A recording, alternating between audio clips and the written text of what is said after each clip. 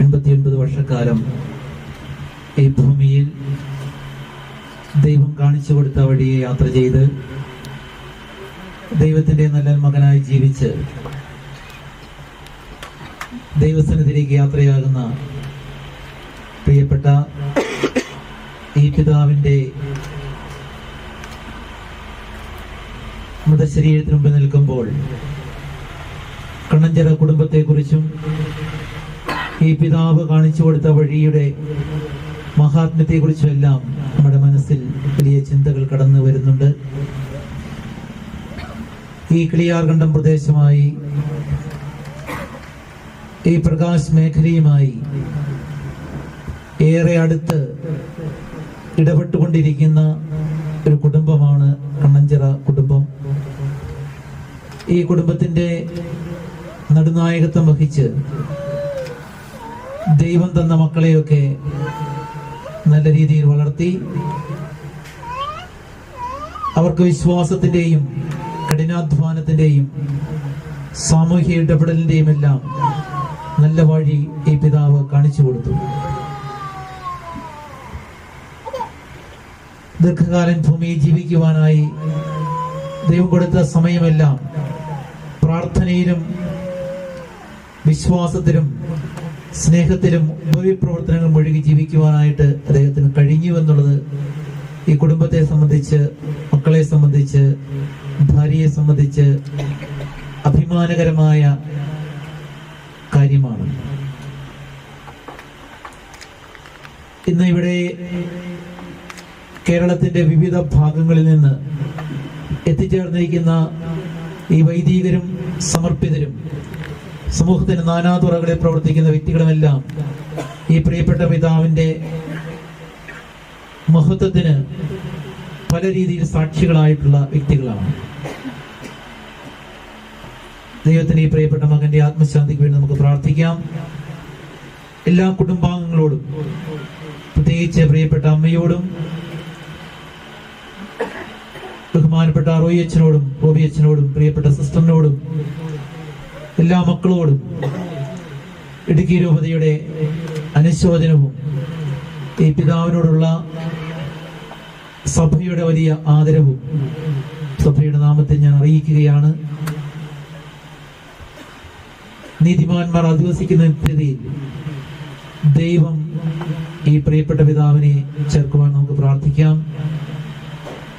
ഉദ്ധിതനായ ഈശോയുടെ വലിയ മഹത്വം ഈ മകന്റെ മേൽ പ്രകാശിക്കുമ്പോൾ നമ്മളും ആ വഴിയിലേക്ക് യാത്ര ചെയ്യേണ്ടവരാണെന്ന ബോധ്യം നമുക്ക് ലഭിക്കുമാറാകട്ടെ. എനിക്ക് ഈ പ്രിയപ്പെട്ട അച്ചാച്ചനെ നേരിട്ട് പരിചയമില്ല, പക്ഷേ ഈ അച്ചാച്ചൻ മക്കളിലൂടെ ജീവിക്കുന്നത് ഞാൻ കാണുന്നുണ്ട്.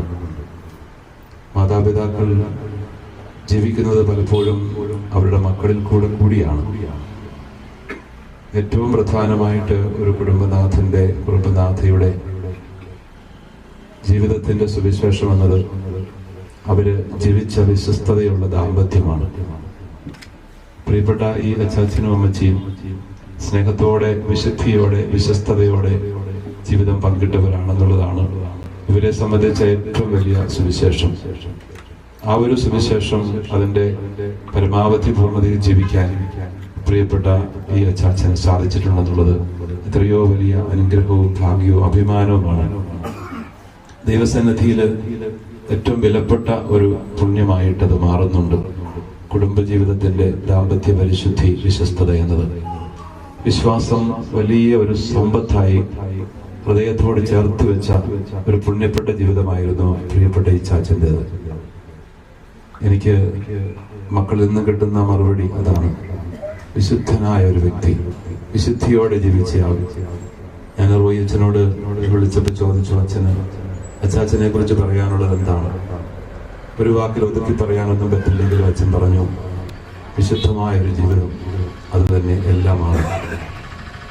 മക്കൾക്ക് നോക്കി നടക്കാൻ അതിൽ കൂടുതൽ മറ്റൊന്നും ബാക്കി വെക്കേണ്ടതില്ല. വിശ്വാസമെന്ന ആ മഹാദാനത്തെ ഏറ്റവും വലിയ ഒരു സമ്മാനമായി കരുതി അത് അതിന്റെ പരമാവധിയിൽ ജീവിക്കാൻ, പ്രാർത്ഥനയിൽ കൊലുത്ത ഒരു ജീവിതം നയിക്കാൻ ഈ പ്രിയപ്പെട്ട മാതാപിതാക്കൾക്ക് കഴിഞ്ഞു. അങ്ങനെ പ്രാർത്ഥിച്ചും സ്നേഹിച്ചും പങ്കുവെച്ചും മക്കളെ വളർത്തിയത് കൊണ്ടാണ് ഈ കുടുംബത്തിൽ നിന്നും ദൈവം തിരഞ്ഞെടുത്ത പ്രിയ മക്കൾ, സവിശേഷമായ വിധം തിരഞ്ഞെടുക്കപ്പെട്ടവർ, പൗരോഹിത്യത്തിലേക്ക് തന്നെ 2 പേര് തിരഞ്ഞെടുക്കപ്പെട്ടു എന്നുള്ള വലിയ സത്യം. അവർ 2 പേരും സഭയിലും സമൂഹത്തിലും സുപ്രധാനമായ ശുശ്രൂഷകൾ ചെയ്യുന്നവരാണെന്നത് ഞാൻ പറയാതെ എല്ലാവർക്കും അറിവുള്ളതാണ്. ബഹുമാനപ്പെട്ട റോയി അച്ഛനും റോബി അച്ഛനും എനിക്ക് വളരെ അടുത്ത ബന്ധമുള്ളവരാണ്.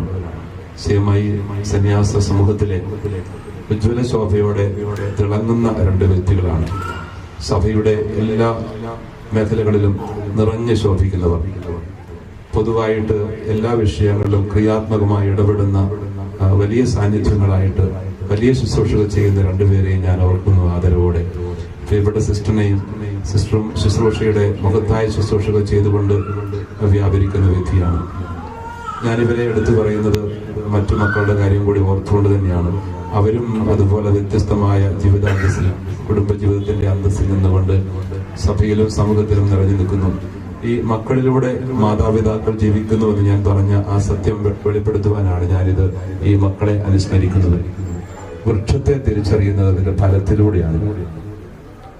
സുവിശേഷം തന്നെ പറയുന്ന ഒരു കാര്യമാണ്, നല്ല വൃക്ഷത്തിൽ നിന്ന് നല്ല ഫലങ്ങൾ പുറപ്പെടുന്നു, ചീത്ത വൃക്ഷം ചീത്ത ഫലങ്ങളും. മക്കളാണ് മാതാപിതാക്കളുടെ ഏറ്റവും നല്ല ഫലങ്ങൾ എന്ന് പറയുന്നത്.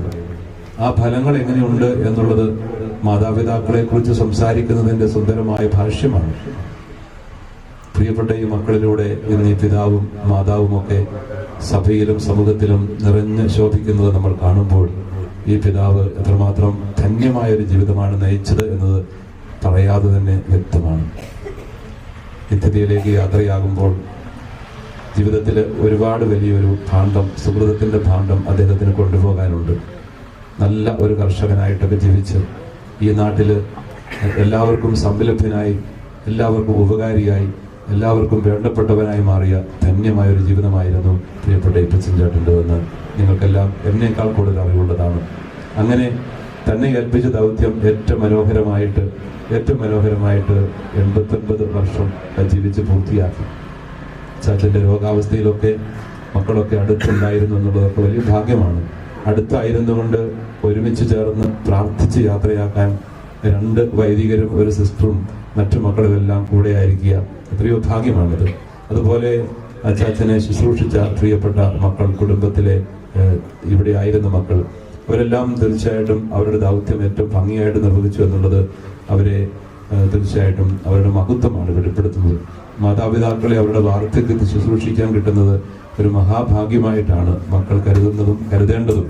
അങ്ങനെ ശുശ്രൂഷിക്കാനായിട്ട് ഇവിടുത്തെ പ്രിയപ്പെട്ട മക്കൾക്ക് പറ്റി എന്നുള്ളത് ഞാൻ അവരെ സ്നേഹത്തോടും ആദരവോടും കൂടി കാണുന്നതിന് കാരണമാകുന്നു.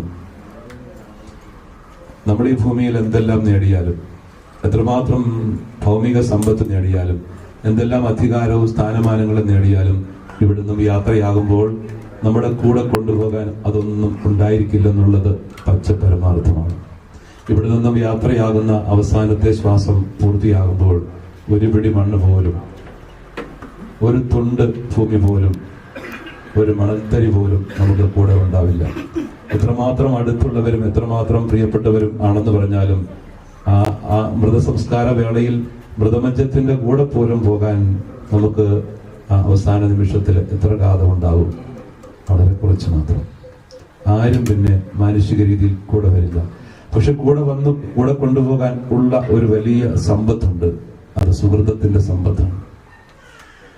ദൈവത്തിന്റെ ഹിതം നിർവഹിച്ച വിശ്വസ്തതയുള്ള ഒരു ജീവിതത്തിന്റെ മഹാസമ്പത്ത്, ഏൽപ്പിച്ച ദൗത്യങ്ങൾ നന്നായി പൂർത്തിയാക്കിയതിന്റെ വലിയ സമ്പത്ത്, അനേകർക്ക് അനുഗ്രഹമായി മാറിയതിന്റെ വലിയ സമ്പത്ത്, മറ്റുള്ളവരെ ഹൃദയം നിറയെ സ്നേഹിച്ചതിന്റെ സമ്പത്ത്, മക്കളെ വേണ്ടുവോളം വിശ്വാസ തണലിൽ വളർത്തി സുഹൃതത്തിന്റെ പരിസരം സൃഷ്ടിച്ചെടുത്ത് അവരെ കൈപിടിച്ചുയർത്തിയതിന്റെ സമ്പത്ത്, അവർക്ക് കൊടുക്കേണ്ടതെല്ലാം കൊടുക്കേണ്ട സമയത്ത് വേണ്ട വിധം പങ്കുവെച്ചതിന്റെ സമ്പത്ത്, അനേകർക്ക് വേണ്ടി നന്മ ചെയ്തുകൊണ്ട് കടന്നുപോയ ആ കാൽപ്പാടുകളുടെ സമ്പത്ത്, അനേകരെ ചേർത്ത് പിടിച്ച് സ്നേഹത്തോടുകൂടി പരിചരിച്ചതിന്റെ സമ്പത്ത്, അനേകർക്ക് ആതിഥ്യമരുളി അവർക്കെല്ലാം വേണ്ടപ്പെട്ടവനായി മാറിയതിന്റെ സമ്പത്ത്, ചെറിയവരെയും അവഗണിക്കപ്പെട്ടവരെയും പാവപ്പെട്ടവരെയും ചേർത്ത് പിടിച്ചതിന്റെ സമ്പത്ത്, അങ്ങനെ ഒരുപാട് വലിയൊരു സമ്പത്തുമായിട്ടാണ് ഈ പ്രിയപ്പെട്ട പിതാവ് ദൈവം ഒരുക്കിയ നിത്യസമ്മാനം വാങ്ങിക്കാൻ പോകുന്നത് എന്ന കാര്യം നമുക്കെല്ലാം വലിയ ഒരു സുവിശേഷമാണ്. അത് മാംസം ധരിച്ച ഒരു വചനമായി മാറുന്നു. നമ്മുടെയൊക്കെ പ്രിയപ്പെട്ട വിശുദ്ധരായ മാതാപിതാക്കൾ ദൈവസന്നിധിയിലേക്ക് യാത്രയാകുമ്പോൾ നമുക്കൊക്കെ നടക്കാൻ വലിയൊരു പാത വെട്ടിത്തുറന്നിട്ടാണ് അവർ പോകുന്നത്. ഒരിക്കലും കെട്ടണയാത്തൊരു ദീപം ഈ വീടിന്റെ ഉമ്മറത്ത് കൊളുത്തി വെച്ചിട്ട് യാത്രയാകുന്ന പ്രിയപ്പെട്ട പിതാവിന്റെ ആ യാത്ര ആഘോഷമായ ഒരു തിരുനാൾ യാത്ര പോലെയാണ്. തിരുനാളുകളുടെ കാലമാണിത്. അങ്ങനെ ഒരു വലിയ പ്രദക്ഷിണം, നിത്യതയിലേക്ക് നീളുന്ന ഒരു പ്രദക്ഷിണം പോലെ തന്നെയാണ് പ്രിയപ്പെട്ട ഈ പിതാവും കടന്നു പോകുന്നത്. നിത്യതയിലേക്ക് നീളുന്ന പ്രദക്ഷിണ വഴിയിലാണ് നമ്മളെല്ലാവരും യാത്ര. നമ്മളൊക്കെ തീർത്ഥാടകരാണ്. ഈ തീർത്ഥാടനം എത്തേണ്ട ഇടത്ത് എത്തിയാൽ മാത്രമേ അർത്ഥം ഉണ്ടാവുകയുള്ളൂ. ഈ പിതാവത എത്തേണ്ട സ്ഥലത്തേക്ക്, സ്വന്തം ഭവനത്തിലേക്ക്, ഒരിക്കലും ഒടുങ്ങാത്ത വലിയ സൗഭാഗ്യത്തിന്റെ നാട്ടിലേക്ക് വലിയ ആഘോഷമായ ഒരു പ്രദക്ഷിണം പോലെ കടന്നു പോവുകയാണ്. അതിനെ സൂചിപ്പിക്കുന്നതാണ് ഒരു മൃതസംസ്കാരത്തിന്റെ പ്രദക്ഷിണവും എന്ന് നമുക്ക് ഓർക്കാം. ഇവിടെ അലങ്കൃതമായ ഈ ഭൂമെത്തയിൽ ശയിക്കുന്ന മൃതദേഹം വെളിപ്പെടുത്തുന്ന സത്യം, ഇവിടെയെല്ലാം മനോഹരമായ ശുഭ്രമായ പൂക്കൾ കൊണ്ട് നിറഞ്ഞിരിക്കുന്നതെല്ലാം വെളിപ്പെടുത്തുന്നത് സ്വർഗ സൗഭാഗ്യത്തെയാണ്. പ്രഭാപൂരിതമായ, മനുഷ്യന് ഒരിക്കലും വിവരിക്കാനാവാത്ത, പൗലോസ്ലീഹയുടെ ഭാഷയിൽ കണ്ണ് കണ്ടിട്ടില്ലാത്തതും കാത് കേട്ടിട്ടില്ലാത്തതുമായ വലിയ സൗഭാഗ്യത്തെയാണ് സൂചിപ്പിക്കുന്നത്. അതുകൊണ്ട് നമ്മളെ ഏറ്റവും സ്നേഹിച്ച, നമ്മളെ ഒത്തിരി സ്നേഹിച്ച, മക്കളെയും ജീവിത പങ്കാളിയെയും ഒരുപാട് സ്നേഹിച്ച ഈ പിതാവ് കടന്നു പോകുമ്പോൾ നമ്മുടെ കണ്ണിൽ ഒഴുകുന്ന കണ്ണീരിനപ്പുറത്ത് സ്വർഗത്തിന്റെ മഹത്വം തിളങ്ങണം. ആ വലിയ ആനന്ദം അറിയാതെ നമ്മുടെ ഉള്ളിലേക്ക് ഇറങ്ങി വരും.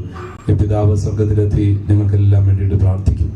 അദ്ദേഹത്തിന്റെ ജീവിതത്തിന് കുറവുകൾ കണ്ടെന്നിരിക്കും. പക്ഷേ ആ കുറവുകളൊക്കെ പരിഹരിക്കാൻ ഇനി അദ്ദേഹത്തിനാവില്ല, നമുക്കേ പറ്റുള്ളൂ. പ്രിയപ്പെട്ടവരും മക്കളുമെല്ലാം പ്രാർത്ഥനയിൽ ഇനി ചേർത്ത് പിടിക്കുമ്പോൾ അവയെല്ലാം പരിഹരിക്കപ്പെടും. നമുക്കൊക്കെ നടക്കാൻ, പ്രത്യേകിച്ചും മക്കൾക്കും മരുമക്കൾക്കും കൊച്ചുമക്കൾക്കും കുടുംബാംഗങ്ങൾക്കും അടുത്തറിയാവുന്ന എല്ലാവർക്കും നടക്കാൻ പാകത്തിൽ ഒരു നല്ല പാത, സൗമ്യമായ സ്നേഹത്തിന്റെ, ശാന്തമായ ജീവിതത്തിന്റെ, അനുഗ്രഹീതമായ ഔദാര്യത്തിന്റെ, എല്ലാവരെയും കരുതുന്ന സ്നേഹത്തിന്റെ നല്ല ഒരു പാത അദ്ദേഹം നമുക്ക് വേണ്ടി തെളിച്ചിട്ട് കടന്നു പോകുമ്പോൾ ആദരവോടുകൂടി നമുക്ക് ആ ജീവിതത്തിൽ നിന്ന് പ്രണാമം അർപ്പിക്കാം. ആദരാഞ്ജലികൾ. ഈ വന്യ പിതാവിന്റെ മരണത്തിൽ, വിയോഗത്തിൽ വേദനിക്കുന്ന എല്ലാവരോടും, പ്രത്യേകിച്ചും റോയിയച്ചനോടും റോബിയച്ചനോടും സിസ്റ്ററിനോടും മറ്റു മക്കൾ ഓരോരുത്തരോടും, മരുമക്കളോടും കൊച്ചുമക്കളോടും കുടുംബാംഗങ്ങളോടും സ്നേഹിതരോടും എല്ലാവരോടുമുള്ള അനുശോചനം ഔദ്യോഗികമായിട്ട് കാഞ്ഞിരപ്പള്ളി രൂപതയുടെ പേരിലും കൂടി ഞാൻ സ്നേഹത്തോടെ അർപ്പിക്കുന്നു. നിങ്ങൾക്ക് വേണ്ടി പ്രാർത്ഥിക്കുന്നു. ദൈവം നിങ്ങളെ എല്ലാവരെയും ആശ്വസിപ്പിക്കട്ടെ. ദൈവത്തിന്റെ കൃപ ധാരാളമായി എല്ലാവർക്കും ലഭിക്കട്ടെ. നിത്യ സൗഭാഗ്യം നൽകി സ്വർഗത്തിന്റെ കിരീടം ചാർത്തി